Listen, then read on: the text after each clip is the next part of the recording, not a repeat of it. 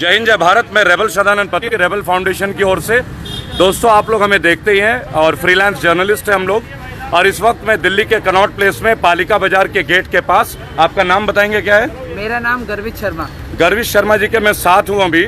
और ये street vendor committee act के अंतर्गत इनके कुछ कॉम्प्लिकेशंस हैं, जिसकी वजह से इनके दुकान पे अभी मार्केटिंग कमेटी के लोग आ रखे हैं। और जैसे कि आप देख सकते हैं, इनके पास कोर्ट का एक स्टे ऑर्डर भी है। दिखाएंगे जरा, स्टे ऑर्डर दिखाइए, यहाँ पे कैमरे पे दिखाइए। मैं ये बात आपको बताना चाहूँगा, आप हमें देखते हैं कश्मीर से लेकर कन्याकुमारी तक। मैं रेबल फाउंडेशन से, और इनके पास एक वैलिड डॉक्यूमेंट है जो इनके दुकान को टीवीसी के अलावा किसी भी गवर्नमेंट बॉडी को परमिशन नहीं देती है इनके दुकान को शिफ्ट करने के लिए।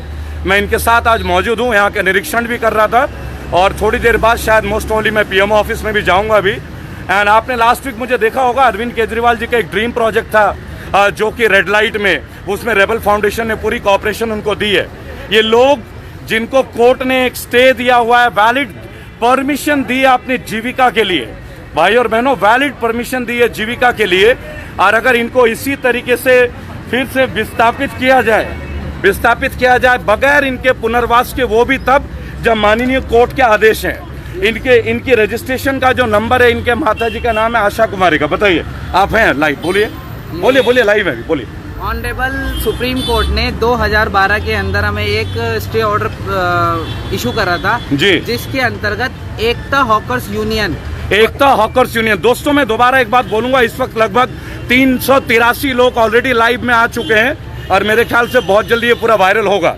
लगभग 400 लोग क्रॉस कर चुके हैं। और मैं आपसे एक बात बताना चाहूंगा कि रेबल फाउंडेशन का केवल एक लक्ष्य है, injustice anywhere is threat to justice everywhere. हम यहाँ कोरोना काल में वैश्विक बीमारी से जूझ रहे हैं और आप कैमरे में देखेंगे मेरे साथी जो दोस्त इस वक्त खड़े हैं कोर्ट के डॉक्यूमेंट लेके, वो तंगहाली के साथ बदहाली में भी गुजर रहे हैं। मैं नहीं जानता मार्केट कमेटी के कौन है यहाँ पे, कौन नहीं है, वो मेरा वास्ता नहीं है। मेरा वास्ता मेरे फाउंडेशन के लोग देश के कमजोर वर्ग के लिए समर्पित है। मैंने यहाँ किसी को प्री डिक्लेयर नहीं किया था, जैसे कि आप देख सकते हैं मार्केटिंग कमेटी के लोग भी हैं। और इनको जो परमिशन दी गई थी उसमें ये बताया गया कि टीवीसी के अंतर्गत टाउन वेंडिंग कमेटी के अलावा कोई भी व्यक्ति, कोई भी गवर्निंग बॉडी इनको यहाँ से मूव आउट नहीं कर सकती। और इनके जस्टिस के लिए हमारा कैंपेन लास्ट एक हफ्ते से हम लोग प्रयासरत हैं।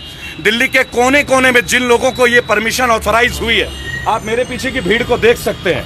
और अगर इसी तरह इलीगैलिटीज के साथ अगर लोग सोचे कि 10, 12, 20 लोग इकट्ठा करके, अभी लगभग 550 लोग हम लोग अभी कॉम्बिनेशन में, मेरे साथ में और भी कई लोग हैं जो इसे रिकॉर्ड कर रहे हैं और कई लोग हैं जो जा रहे हैं मेरे पीछे। आप इस बात को गौर कीजिएगा। मैं केवल एक बात बताना चाहूंगा कि इस तरीके की, आप लोग इधर देखेंगे कैमरे में, क्या ये सही तरह से इंसाफ हो रहा है आपके साथ? नहीं, बिल्कुल नहीं हो रहा। आप बताना चाहेंगे आपको क्या परेशानी आ रही है? इधर आइए, आपको बताओ जी। इस तरीके से भीड़ लाके और दिल्ली पुलिस के कुछ अधिकारी आते हैं साथ में, और इन लोगों को इसलिए परेशान किया जाता है क्योंकि एक साधारण व्यक्ति है और हमें ये बोला जाता है कि आम आदमी की सरकार है यहाँ पे। ये तब है जब एक जर्नलिस्ट इनके बीच खड़ा है। भाई और बहनों, इनके लिए प्रयासरत और देश का हर व्यक्ति समर्पित होगा। आप देख सकते हैं इतनी छोटी सी रेहड़ी में ये अपनी जीविका को बिता रहे हैं, साइकिल क्लोथ्स को सेल आउट करते हैं, और इनके साथ मार्केटिंग कमेटी केवल अपनी कमाई के लिए या अवैध उगाही के लिए इस तरीके का कार्य कर रहे हैं। क्या ये उचित है? मैं रेबल सदानंद पति रेबल फाउंडेशन के 11 करोड़ समर्पित रेबल्स के साथ एक बात की दरख्वास्त करूंगा कि अगले संडे के दिन हम लोग यहाँ समर्पित होंगे और जितने भी फेरी वाले हैं इनको लेकर अरविंद केजरीवाल के पास हम जाएंगे और इनके साथ इनकी जो समस्याएं हैं, सरकारी आदेश होने के बावजूद, ये देखिए इनके पास कोर्ट के आदेश है दोस्तों, उसके बावजूद स्टे है, उसके बावजूद इन लोगों को तंग किया जाता है और फिर हमें बोला जाता है कि ये अच्छे दिन है। बताइए, कुछ चंद 1,50,000 रुपयों के लिए जो एनडीएमसी में तैनात, एनडीएमसी से नियुक्त जो यहाँ पर इंस्पेक्टर है, वो चंद 1,50,000 रुपए के लिए। मैं उन तमाम इंस्पेक्टरों के, तमाम इंस्पेक्शन के लोगों की पूरी डिटेल आपको इस वीडियो पे और आरटीआई के अंतर्गत दूंगा। आप मेरे पीछे की भीड़ को देख सकते हैं। और ये तब है जो लोग सड़कों में बेचारे इस लेवल का काम कर रहे हैं, उनके साथ ये कार्रवाई की जा रही है। भाई और बहनों, मैं चाहूंगा नेक्स्ट संडे के दिन रेबल फाउंडेशन इन रेडी पट्टी वालों के लिए अपना आंदोलन जन आंदोलन तौर पे करेगा। जी। बेंटे कमेटी की मेंबर ही हूँ जी, इधर बोलिए देख हाँ के। जी, बेंटे कमेटी के मेंबर ही हूँ। क्या नाम है आपका? बेंटे कमेटी मीना देवी। मीना देवी जी। वैसे यहाँ पे जो ठिया लगे हुए हैं वो जी। जो ठिया लगे हुए वो जैन मैन लगे हुए हैं, जी। कोई गलत नहीं लगे। देखिए सबको जेन्यून परमिशन मिली हुई है। मैं बेंटे कमेटी की मेंबर हूँ। आप मेंबर हैं? हाँ जी। आपको स्टे मिला हुआ है यहाँ पे, आप लगा सकते हैं। बिल्कुल मां लग रहा है। आपके पास पेपर भी है जो कि अभी आपने दिखाया। हाँ जी, हाँ जी। भाई और बहनों, ये स्थिति एक प्रजातंत्र में जब माननीय कोर्ट, एक मिनट सुनो, जी बेंटे कमेटी डिसीजन लेगी कि जी। भाई क्या करेंगे क्या नहीं करेंगे, जी। पर जो बैठा है जी। वो बैठा करेगा, इनका राइट नहीं है उठाने का। आप ये देख लीजिए, प्राइवेटाइज तौर पे 10-20 लोगों को लाके सड़क से लोगों को विस्थापित किया जा रहा। मेरे पीछे की जो रेडी पट्टी इनके लिए, आखिर इनकी आवाज कब तक उठेगी? इनके अच्छे दिन कब तक आएंगे?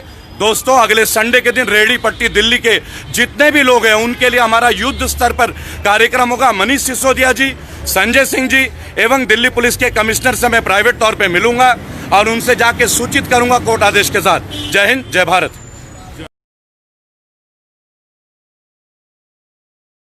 डॉक्टर ओंकार मित्तल जी के लिए क्वेश्चन है।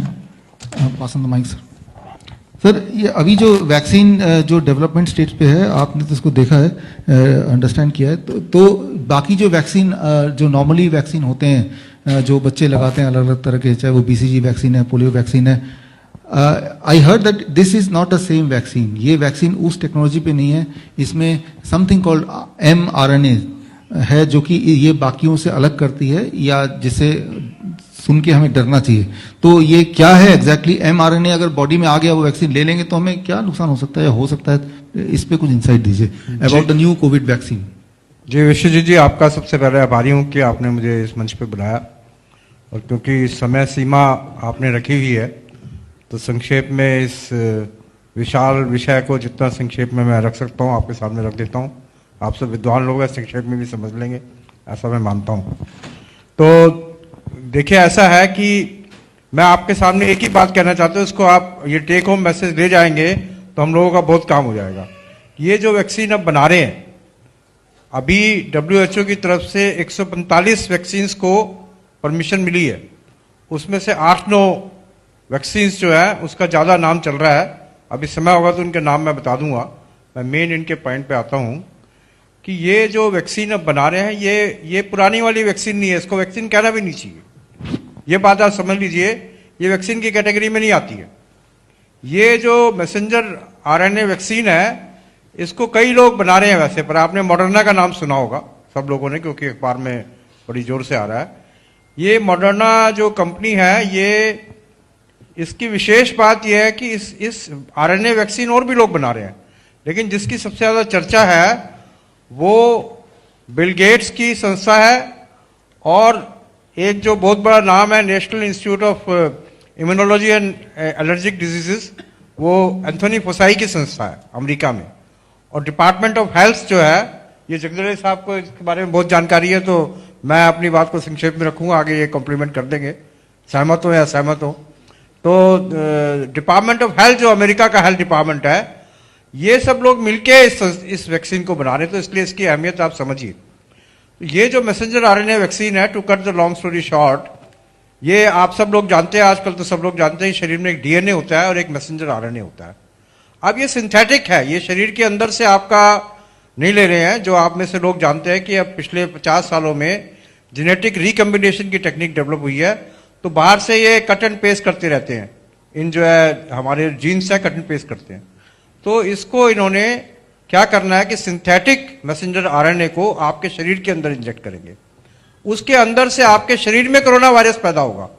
ये बाहर से वायरस जो दूसरी वैक्सीन होती है, बाहर से एटेन्यूएट करके वायरस को मार के डाला जाता है। इसमें एक केमिकल आपके अंदर इंजेक्ट करेंगे जो सिंथेटिक मैसेंजर RNA है, वो आपके शरीर में जाके कोरोना वायरस को पैदा करेगा, और ये कोरोना वायरस फिर शरीर में एंटीबॉडी पैदा करेंगे और इस प्रकार से प्रतिरोधक क्षमता पैदा करेंगे, ऐसी इनकी थ्योरी है। तो ये बड़ी डेंजरस टेक्निक है। इसको इसलिए प्रयोग किया जा रहा है कि इसके साथ से हजारों नई वैक्सीन ऐसी बनाएंगे जो कि क्लेम करेंगे कि हजारों शरीर में जो रोग हैं उनका इलाज कर सकेंगे। तो ये एक प्रकार से जैसे मैनहट्टन प्रोजेक्ट था, 3000 साइंटिस्ट को इकट्ठा करके 3 साल में एटम बम बना दिया गया। ये जो चीज है ये इसीलिए की जा रही है कि एक बिल्कुल नई टेक्नोलॉजी का विकास किया जा रहा है, और इतना बड़ा जो दुनिया में अपीवल हुआ है वो इसी कारण से हुआ है। अभी मैं अपनी बात यहीं रोकता हूं, आगे मुझे मौका देंगे तो मैं और विस्तार से इस बात को आपके सामने रखूंगा। हमारी मेन बैटल ये है, बाकी सब बातें तो पहले से चली जा रही है। धन्यवाद। सर आप what is the conclusion in this? ये vaccine is not a vaccine, नाम वैक्सीन है उसका। बिल्कुल बिल्कुल right, it is not a vaccine. ये वैक्सीन नहीं है, मैं माया वैक्सीन कह रहा हूँ। माया वैक्सीन, माया वैक्सीन माया है, वैक्सीन। लिटरली मतलब सिंथेटिक एमआरएनए है। ये बाहर केमिकल्स के रूप में हम जो है एमआरएनए को पहले सिंथेसाइज कर रहे हैं। एक मैंने डायग्राम भी आपको भेजा हुआ पूरा समझाने के लिए, वो आप चाहें तो बाद में सबको भेज दीजिएगा। तो ये जो मैसेंजर आरएनए केमिकल है, आपकी बॉडी में जाके वायरस को पैदा करेगा, ये इसकी टेक्निक है।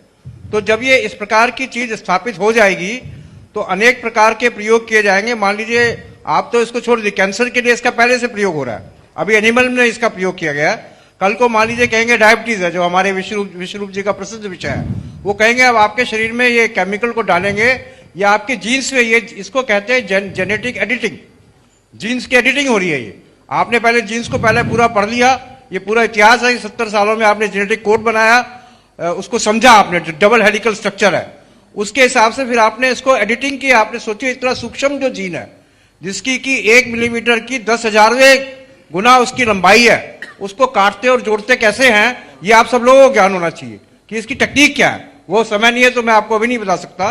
तो ये जो सबसे बड़ा प्रयोग जो है दुनिया में नया हो रहा है कि आपके जीन्स के साथ प्ले किया जाएगा, आपके शरीर में ऐसे नए जीन्स डाले जाएंगे जो आपके शरीर की आंतरिक संरचना में परिवर्तन कर देंगे। तो ये कभी आप मुझे मौका देंगे तो मैं आपको सबको विस्तार से बताना चाहता हूं, क्योंकि आपके पूरे देश में ये मैसेज जाना। जैसे जेनेटिकली मॉडिफाइड सीड बनाया गया है, उसमें भी जो है अंदर सीड में परिवर्तन कर दिया। कैसे किया है, जब तक आपको पता नहीं चलेगा आपके चक्षु नहीं खुलेंगे, वो समझना बहुत मुश्किल नहीं है। ऐसे ही ये मानव के जीन में परिवर्तन का प्रयास है। इसलिए हम सबको पहले इसको समझना, विरोध करने से पहले जब हम इसको अच्छी प्रकार से समझ ले, हमारी चेतना पूरी तरह से जागृत हो जाए, तब इसका असली विरोध शुरू होगा। पूरा गेम इसके अराउंड है। तो अभी मैं बात को यही रोकता हूं।